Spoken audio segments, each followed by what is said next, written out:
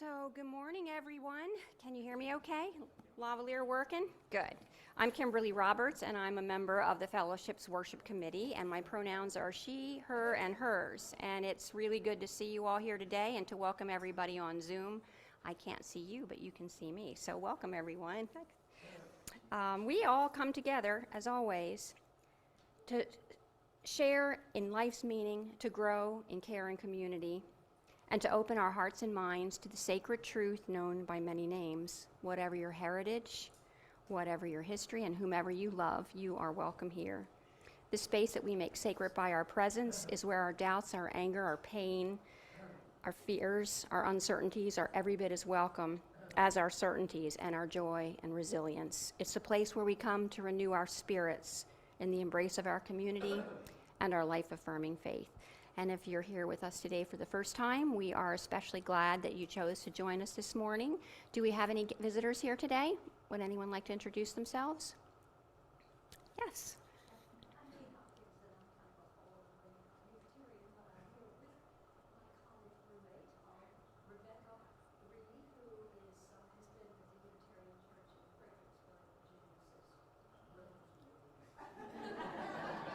Welcome. Welcome, old Unitarians. It's good to have you here today. Anybody out there on Zoom want to introduce themselves? Anyone see anybody waving frantically up there? Okay. If you are interested, please sign our guest book online. There's a link for it in the chat. It's completely safe because we would love to help you on your spiritual journey. Today we offer our gratitude to everyone who's made this morning's service possible.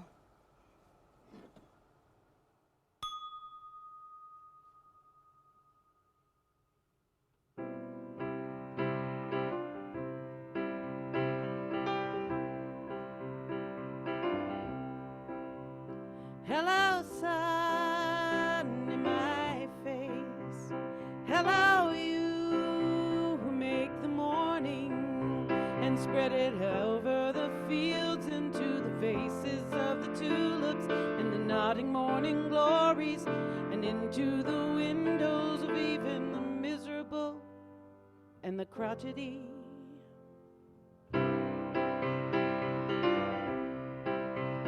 Hello, sun in my face. Hello, you who make the morning best preacher that ever was, dear star that just happens to be where you are in the universe that keeps us from ever darkness, to ease us with warm touching, to hold us in the great hands of light. Good morning, good morning. Good morning, good morning. Good morning, good morning. Good morning, good morning. Watch now how I start the day in happiness.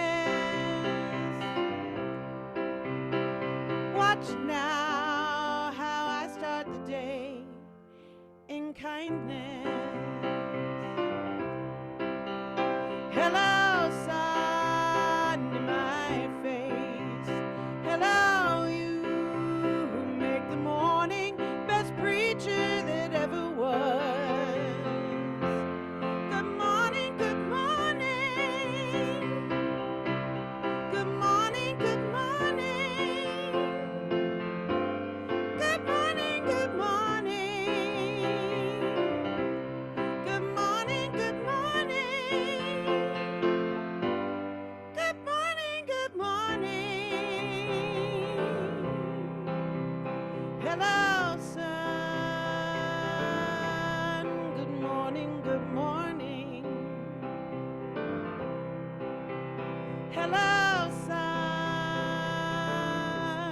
Good morning, good morning.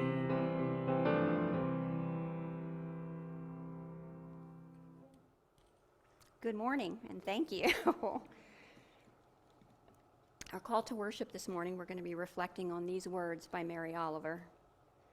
You do not have to be good You do not have to walk on your knees for 100 miles through the desert repenting. You only have to let the soft animal of your body love what it loves. Tell me about despair, yours, and I will tell you about mine. Meanwhile, the world goes on. Meanwhile, the sun and the clear pebbles of rain are moving across the landscapes, over the prairies and the deep trees, the mountains and the rivers. Meanwhile, the wild geese high in the clean blue air are heading home again.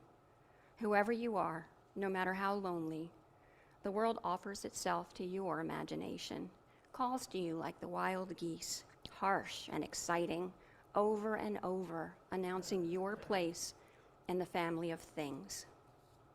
So won't you all at home please join me in lighting our chalices together as I share these words from Mary Oliver's poem, Poppies.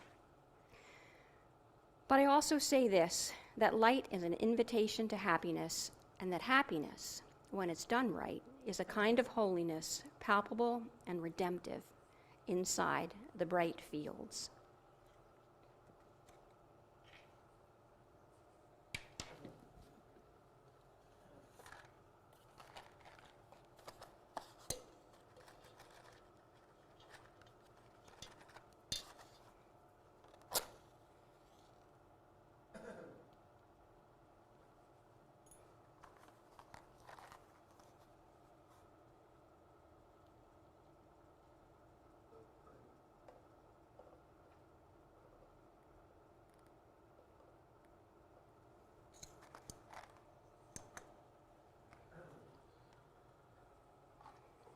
It's now time for our time for all ages. If we can start that video.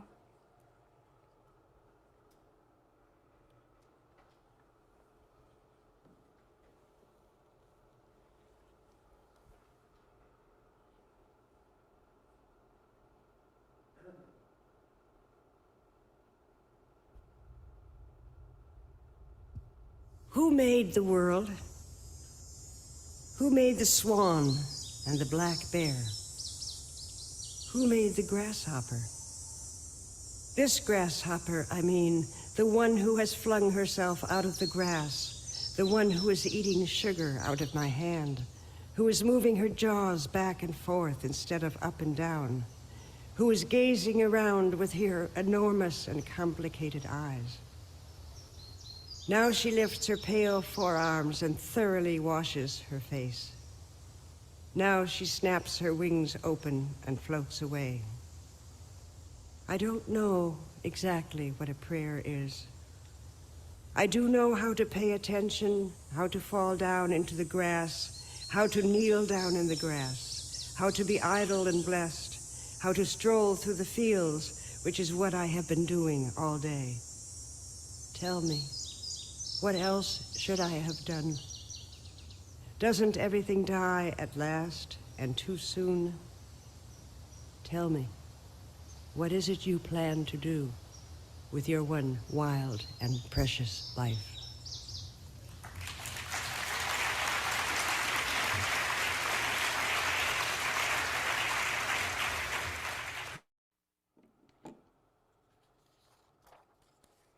Ours is a welcoming community where we find connection, and a spiritual community where we find meaning. Ours is a sharing community where our joys are amplified, and a caring community where our sorrows are lessened. We take this moment every Sunday to reflect on our joys and our sorrows and acknowledge the mutual support of this community. Now's the time to come up and briefly share a joy, a sorrow, a gratitude, something that you carry deeply within your hearts. And just a gentle reminder that this is not a time for announcements, and if you're sharing for somebody else, please make sure that you have their permission to do so. And if you would, come up to the microphone stand, and I'll be here to help you. This morning we're going to be doing it a little differently. We're going to be doing stones of sharing.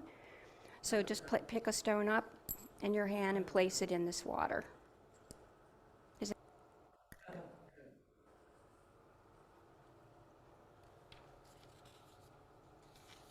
If we could have a moment of silence.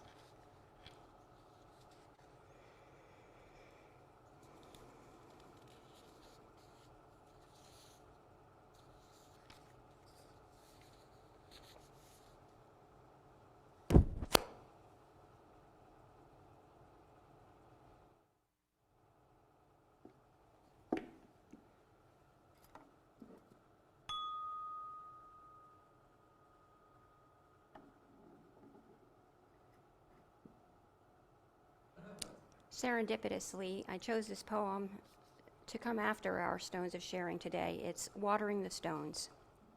I love the symbolism of the stones, just like the ones that we placed in the bowl. As Mary Oliver says, the stones don't just lie in the water doing nothing. Every summer, I gather a few stones from the beach and I keep them in a glass bowl. Now and again, I cover them with water and they drink. There's no question about this. I put tin foil over the bowl tightly and yet the water disappears. This doesn't mean we ever have a conversation or that they have the kind of feelings we do, yet it might mean something. Whatever the stones are, they don't lie in the water doing nothing. Some of my friends refuse to believe it happens, even though they've seen it, but a few others, I've seen them walking down the beach holding a few stones, and they look at them rather more closely now. Once in a while, I swear I've even heard one of them say, "Hello," which I think does no harm to anyone or anything, does it? One of the many ways we care for one another is through our offering to support the work of this fellowship. Our contributions allow us to share our life-affirming message of love and hope. And with your financial gift, we are able to offer our ministries of community care, pastoral care, and social justice. For those of you on Zoom, we have made it easy to share. There's a link in the chat for you to click on and make a donation securely via credit card, or you can obtain our mailing address there. And our website, if you don't know it, is UUFHC.net. As always, thank you for helping us to reach all who yearn for an inclusive and loving religious community.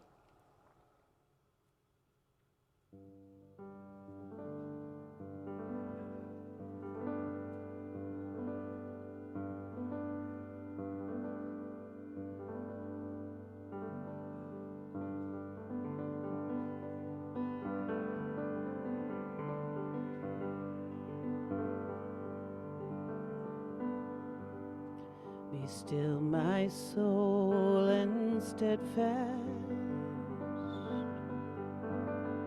Earth and heaven both are still watching, though time is draining from the cloud.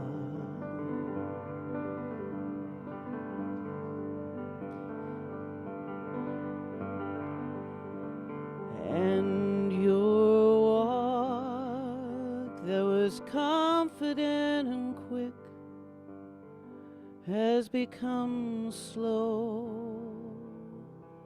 has become slow.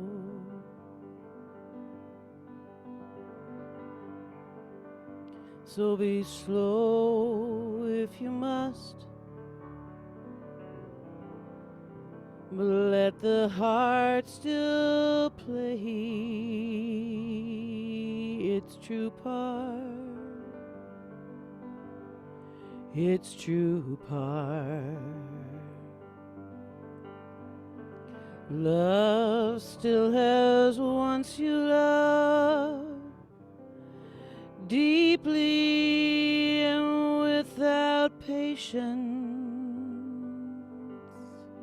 Without patience, let God and the world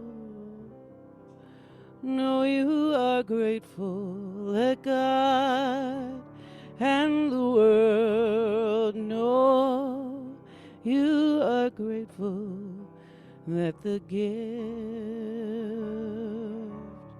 has been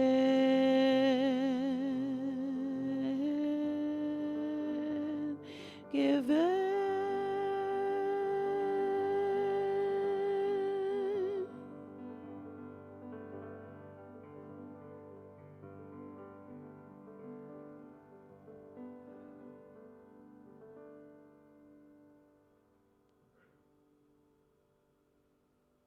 Brenna, that was beautiful. Thank you. Brenna's composed all of our music this morning using poems from Mary Oliver.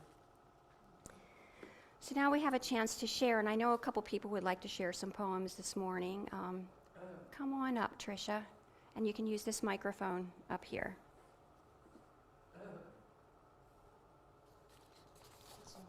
Yes. Hello, these are from a book by Mary Oliver called Dog Songs. It's entitled, How It Is With Us and How It Is With Them. We become religious and then we turn from it. Then we are in need of, maybe we turn back. We turn to making money, then we turn to the moral life. Then we think about money again. We meet wonderful people, but lose them in our busyness. We're, as the saying goes, all over the place. Steadfastness, it seems, is more about dogs than about us. One of the reasons I love them so much.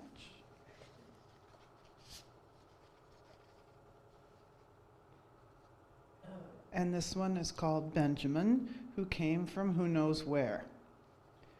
What shall I do? When I pick up the broom, he leaves the room. When I fuss with kindling, he runs for the yard. Then he's back, and we hug for a long time. In his low to the ground chest, I can hear the heart slowly down. Then I rub his shoulders and kiss his feet, and fondle his long hound ears. Benny, I say, don't worry. I also know the way the old life haunts the new. Thank you.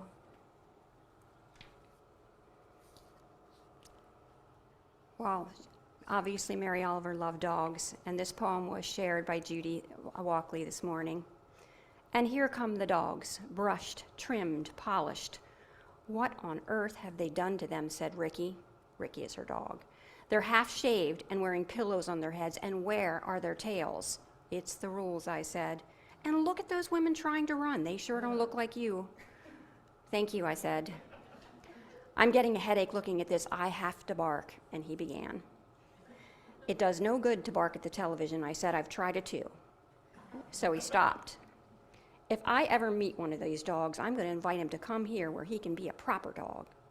Okay, I said, but remember, you can't fix everything in the world for everybody. However, said Ricky, you can't do anything at all unless you begin. Haven't I heard you say that once or twice, or maybe 100 times? Love that one. And I brought the Lillies today because I think a lot of us who have read Mary Oliver like her poems, Lillies. And this is from, before I read the poem, I just wanted to tell you a little bit. I'm reading something from someone, her name was Faith Hill, who contributed this. Oliver's work isn't just about flora and fauna. That's lovely to join us too. It's about how people relate to nature. When her poems paint the living things of this world, she herself is part of the picture, seeing, smelling, hearing, and writing. In Lillies, her presence is explicit. As lovely as the flowers are, she can't relate to their detachedness. If she were one, she wrote, I think I would wait all day for the green face of the hummingbird to touch me. It's this hunger for connection, for meaning, for answers that makes us human, Oliver implies. Admittedly, it sounds nice to live like a lily, melting without protest on a cow's tongue. But this poem makes me feel a funny kind of pride to be part of our ever-suffering species. The most human quality is the one that can make us feel so lonely, also drive us to think and create. And perhaps they once drove a little girl to wander into the Ohio woods and to look for words to capture what she found. And here's the full poem. I've been thinking about living like the lilies that blow in the fields. They rise and fall on the edge of the wind and have no shelter from the tongues of the cattle, and have no closets or cupboards, and have no legs. Still, I'd like to be as wonderful as the old idea. But if I were a lily, I think I would wait all day for the green face of the hummingbird to touch me. What I mean is, could I forget myself even in those feathery fields? When Van Gogh preached to the poor, of course he wanted to save someone, most of all himself. He wasn't a lily, and wandering through the bright fields only gave him more ideas it would take his whole life to solve. I think I will always be lonely in this world where the cattle graze like a black and white river, where the vanishing lilies melt without protest on their tongues, where the hummingbird, whenever there is a fuss, just rises and floats away.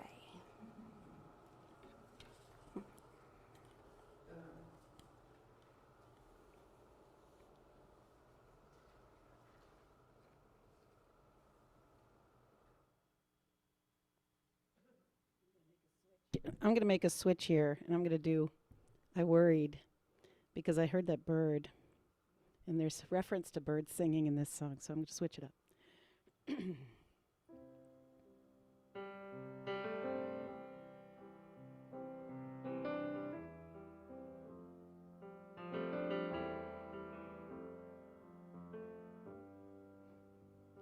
I worried a lot. Will the garden grow? Will the rivers flow in the right direction? Will the earth turn as it was taught? And if not, shall I correct it? Was I right? Was I wrong? Will I be forgiven? Can I do better? Will I ever be able to sing? Even the sparrows can do it, and I am hopeless. Is my eyesight fading, or am I just imagining? Will I get rheumatism, lockjaw, dementia?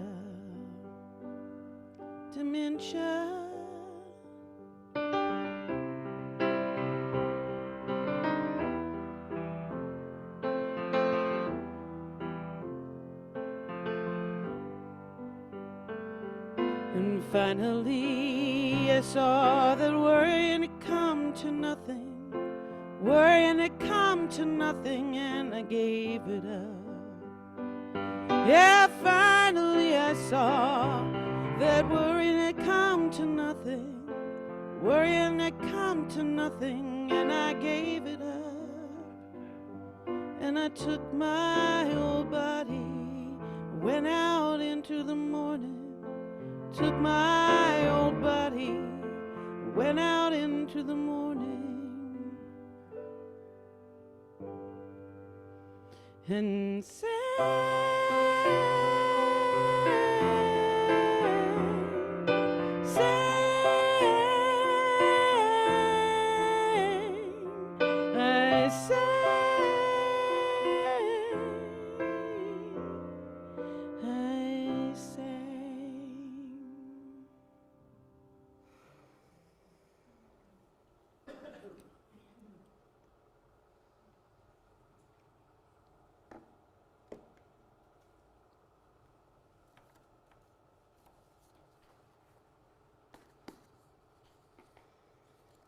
The reading is from a blog that I found about Mary Oliver. As a poet, Mary Oliver uses her gift for language to invite us into the world with the promise of spontaneous combustion. For that stirring of the soul into flame occurs when one stops merely looking at the world and begins to see its wonders, its mysteries, its enchantment. Readers of her poems know that she's not a dewy-eyed romantic. Her encounter with nature is panoramic. Amidst the beauty lies decay. In her poem, The Ponds, she takes us for a morning walk to see the lilies on the ponds opening under the rising sun. She marvels at their beauty, nearly perfect.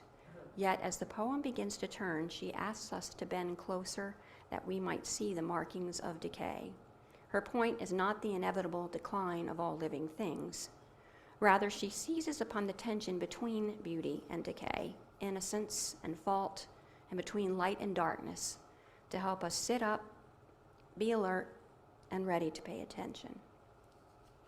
The ponds.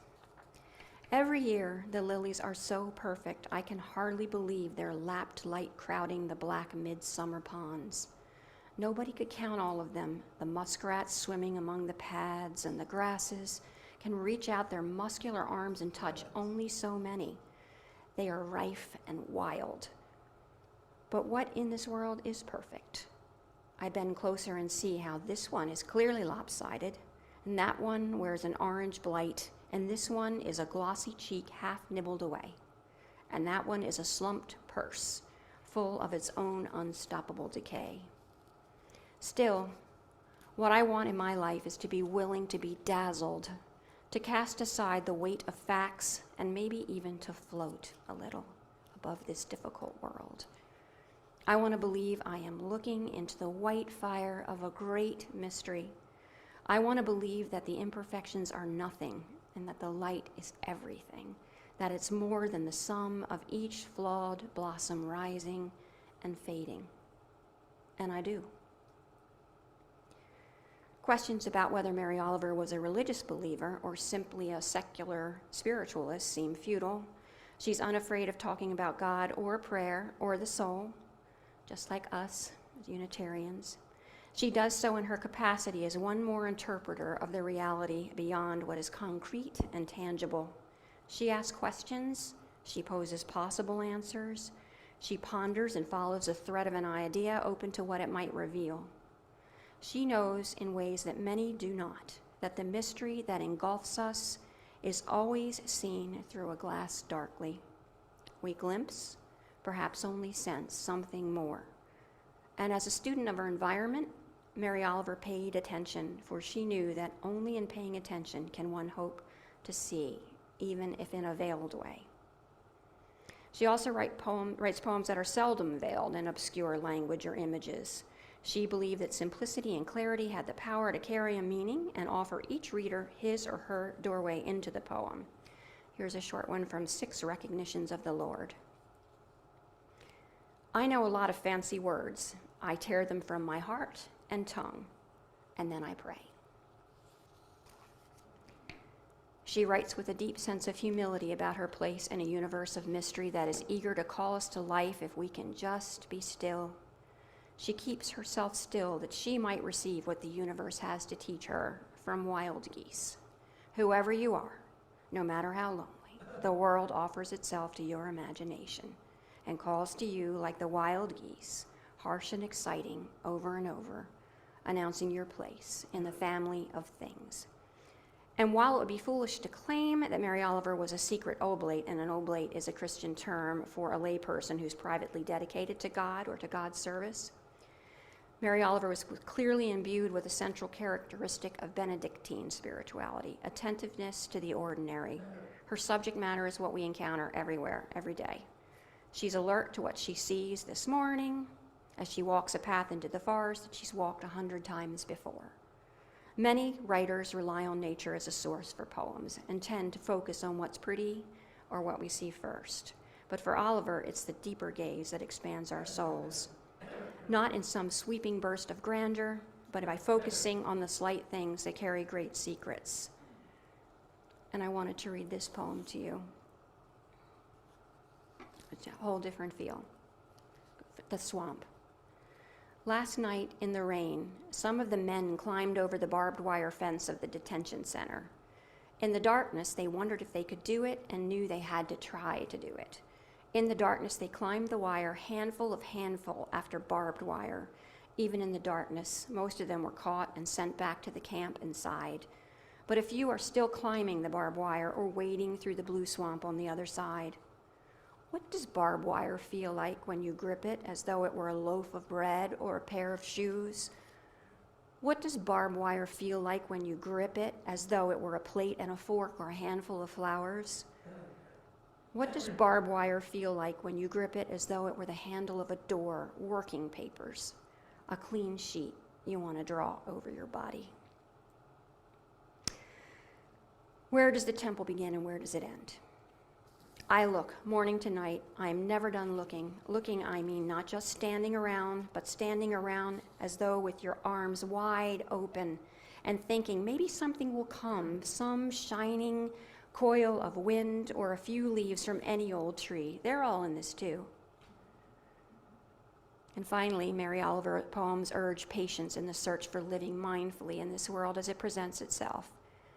And in her last collection of poems called Devotions, that draws from her vast body of poems, the reader can witness the slow, steady evolution of her capacities to see and describe the world she encounters. It calls for a habit of taking notice, looking up from our damnable phones, pausing in our dash to multitask and asking ourselves, what in this moment am I meant to see? From Mindful.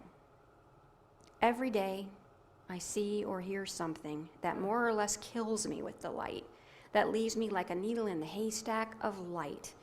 It was what I was born for, to look, to listen, to lose myself inside this soft world, to instruct myself over and over in joy and acclamation.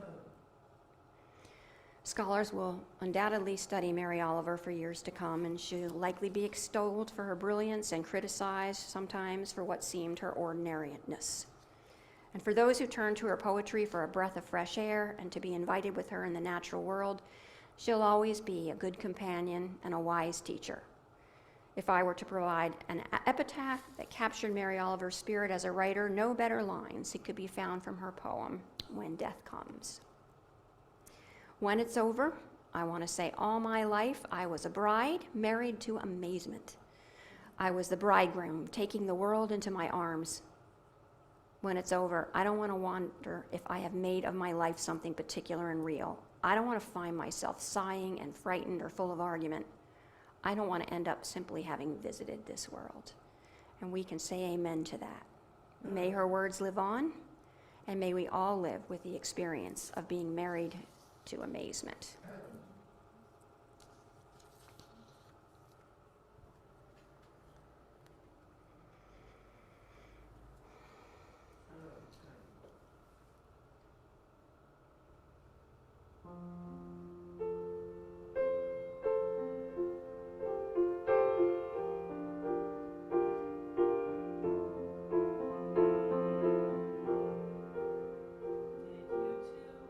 Turn that on. Try that again.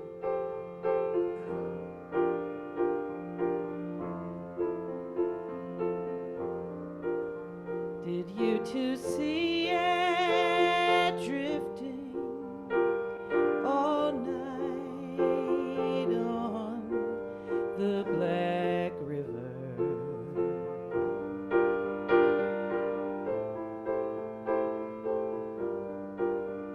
Did you see it in the morning, rising into the silvery air?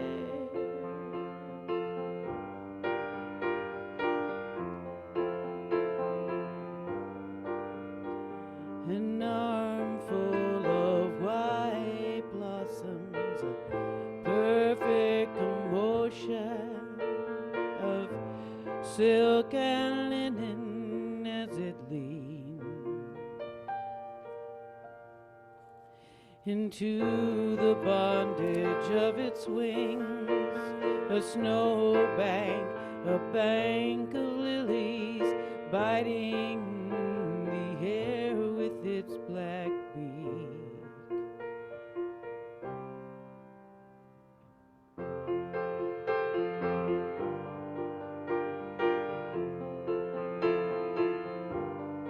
Did you hear it fluting and whistling a shrill dark music?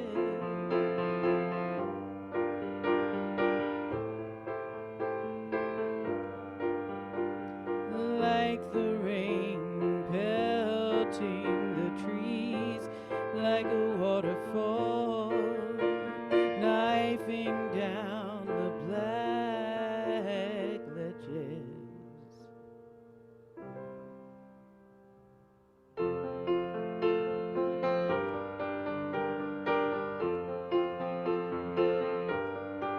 And did you see it finally just under the clouds, a white cross streaming across the sky, its feet like black leaves, its wings like the stretching light of the river, of the river.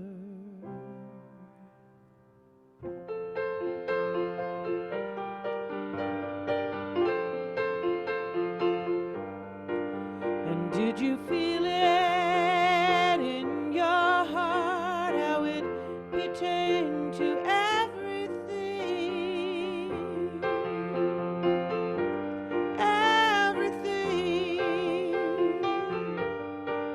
And have you to find